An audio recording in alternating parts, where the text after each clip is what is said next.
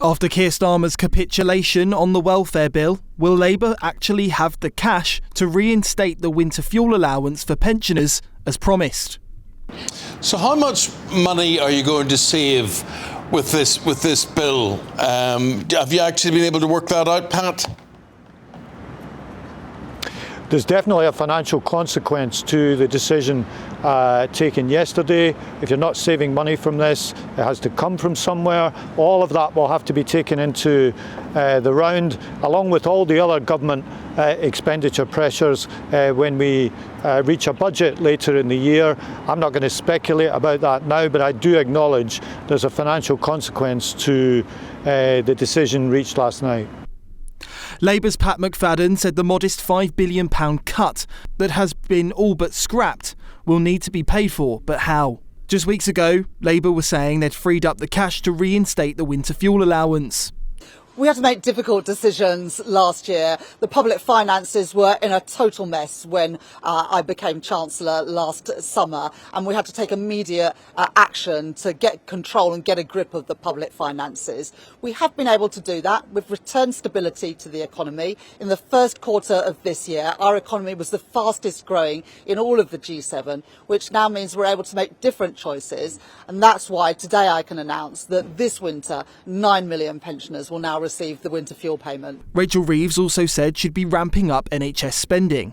I am proud to announce today that this Labour government is making a record cash investment in our National Health Service, increasing real terms day-to-day spending by 3% per year for every single year of this spending review. An extra £29 billion per year for the day-to-day running of our health service. Mr. Speaker, that is what the British people voted for, and that is what we will deliver. And defence spending.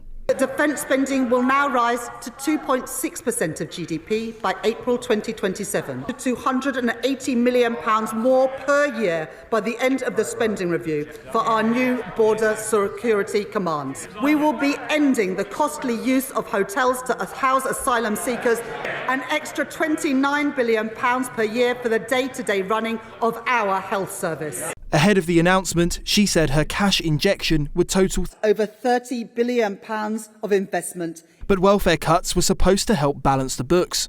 And make no mistake, what has actually happened here is they've mismanaged the economy. So Rachel Reeves, the Chancellor, has blown all that fiscal headroom she had. In order to try and patch it up, she turned around at the very last minute and said to DWP, find me £5 billion. That's not what should drive a welfare policy. It should not be scrabbling around for money at the last minute as they've been forced into.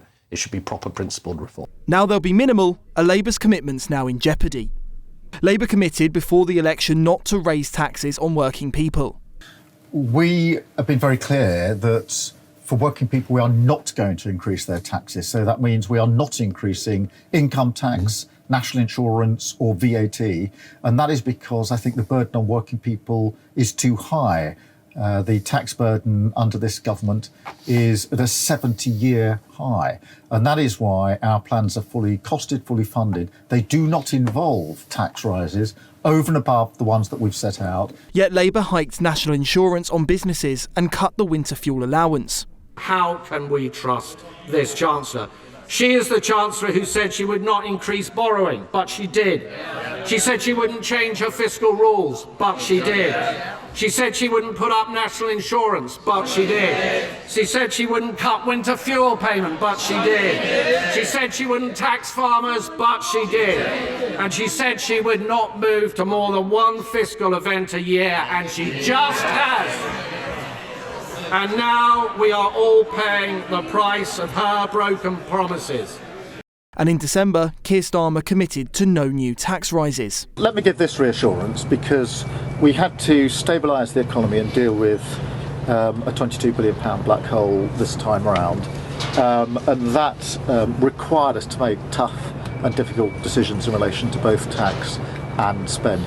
But when the Chancellor says we're not going to go through that sort of budget again, she's right about that, and that's why I can say and give reassurance in relation to tax that I know that individuals, families and businesses want the certainty of knowing that the tax regime is not going to change very much. Yet by January, the Prime Minister was dodging the same question. Can you say in the clearest possible terms whether from here on in to the end of your term there will be any tax rises? What I can't do is say to you there are no circumstances unforeseen in the future that wouldn't lead to any change at all. Will he now rule out any new tax rises this year? Prime Minister. Mr. Speaker, we took the right and difficult decisions at the budget. And by this June, the Chancellor was saying she wasn't looking into the future. Can you be honest with the public that you cannot rearm and do all the rest on welfare with either really deep cuts elsewhere or future tax rises? We'll set out the funding or set out how everything would be paid for in the budget in the autumn. But it is important that everything that we do is funded, because that's how people know that we can afford it. Well, I'm not going to write another 4 years' worth of budgets before we've got even through the first year of this government.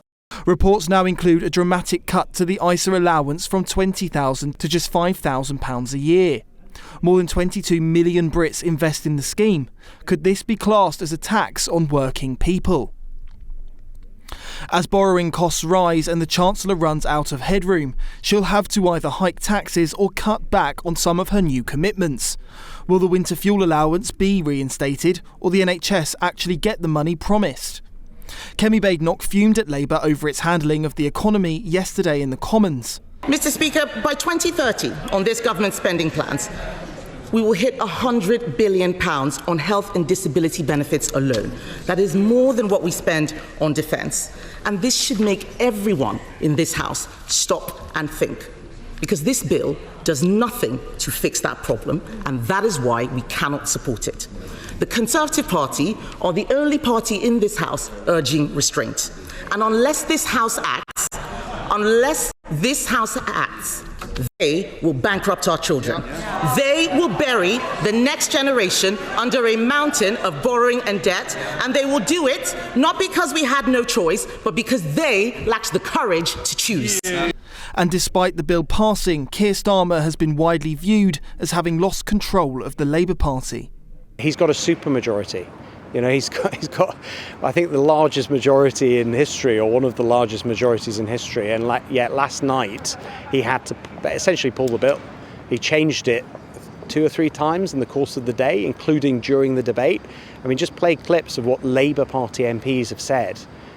They now know that he will U-turn. Any pressure that will come down the track, he's going to U-turn. There's a lot of debate in the Labour Party now about the 2-child benefit cap. That's, by the way, a potential £3.5 billion spending commitment. We know his Labour MPs want that.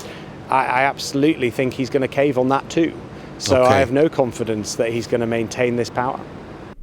Today in the Commons at PMQs, it seemed as though the Chancellor had been crying. That we will deal with this issue, which arises because of the application of the Carltona principle in the Supreme Court judgment. Ill health, and they voted for that system. We're fixing it. We're clearing up the mess that they left, just like we're clearing up the NHS and the economy. Mr. Speaker, in keeping with the Attlee legacy, we're supporting 47 locally led garden communities. Utterly unacceptable. And we're taking measures to make sure they are safer. We want to encourage, Mr. Speaker, the use of body-worn cameras to 47%. And may I take this opportunity to thank our outstanding British Transport Police for everything that they do to support staff and passengers. All of this isn't very comforting for those looking for clarity on their benefits or tax rates.